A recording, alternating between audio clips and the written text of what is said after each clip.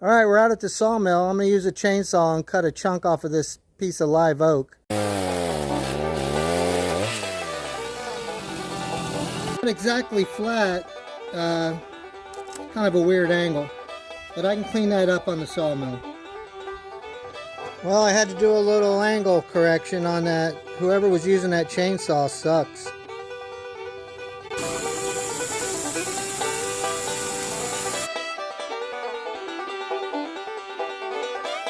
We just drove back up to the workshop. Let's see what I can make out of this thing.